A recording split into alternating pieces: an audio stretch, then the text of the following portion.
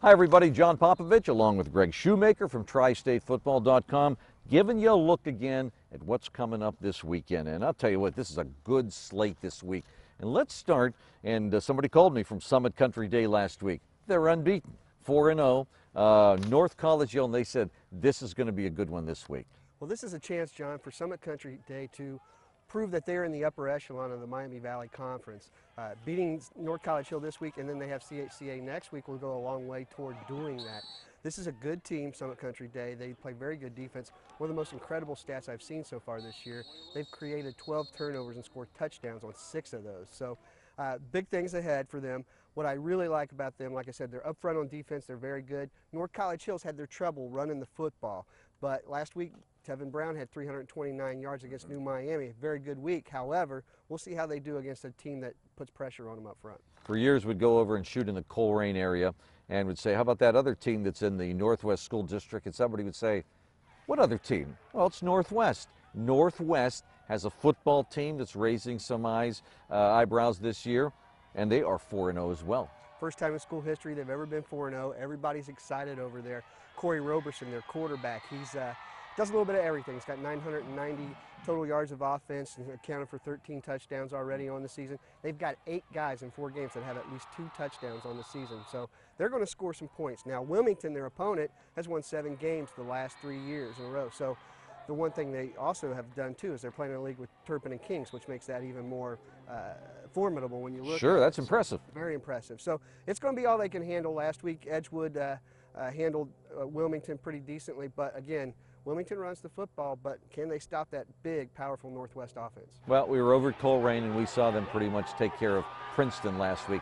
Now they have to travel over to Sycamore. Both teams 4-0 overall, 1-0 in the conference in the GMC. Something's got to give in this game. The thing that Colerain hasn't given up any rushers more than 80 yards in a game this year. So the quarterback over at Sycamore, Greg Simpson, he's ran for no less than 127 yards in each of their 4 wins. So something will have to give there. And then on the other end, the Aviators have yet to give up 100 yards passing in a game and 0 touchdown passes, whereas Colerain in their newfound passing attack and L.A. Ramsby has thrown for over 170 yards and 7 touchdowns in the last 3 weeks.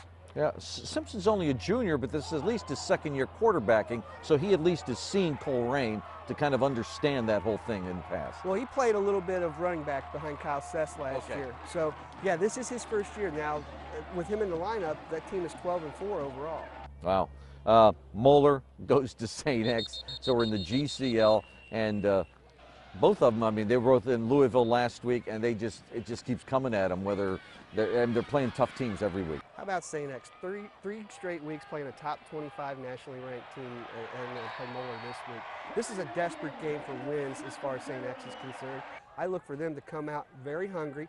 However, one thing they haven't been able to do is stop the run and stop teams on 3rd down. They're giving up over 40% conversion rates on 3rd downs to their opponents. So they got to do a better job in that. Now that said, they only gave up 14 points to Trinity last week, so they may be on the right track. However, Moeller's running the football awfully well with Keith Watkins right now. I have to tell you, everybody thought Trinity was going to win that game big. The fact that it was so close, I think probably impressed a lot of people. Well, I would never count Steve Speck teams out. They always come well prepared, and I think that's what's going to happen again on Friday night, especially underneath the home crowd at St. Xavier Stadium. Finally, our game of the week, it brings us here to Fort Thomas, and this is another one that I know we talked about 2, 3, 4 weeks ago. Covcath comes in here to play Highlands.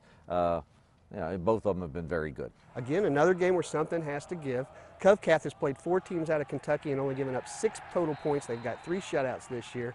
Highlands has yet to score less than 51 points in a game. So it's going to be, it's just the first year, I think, really, that Covcath has got a legitimate defense that could stop the aerial attack of Highlands. However, Highlands has got 3 guys already on the year with over 200 yards rushing. So they just bring guys at you in droves, whether it be in the passing game or the running game. The thing is, for Covcath, can the Colonels stop the Bluebirds late in the game when they have all these different weapons coming at them? Yeah, what impresses me is last year they had Patrick Tolles. He goes to Kentucky. He might have been the best player in our area last year, yet they don't seem like they miss a beat. They never do, and they just fill in guys year after year, and Dale's got a great program out here. They've got plenty of kids playing, and you got to remember, they beat teams all over the country and all over the tri-state. They haven't lost to a GCL South team in a few years, and they're only what we would consider a Division III school. They're not a huge school. He's Greg Shoemaker. I'm John Popovich. We hope to see you at a game on Friday night.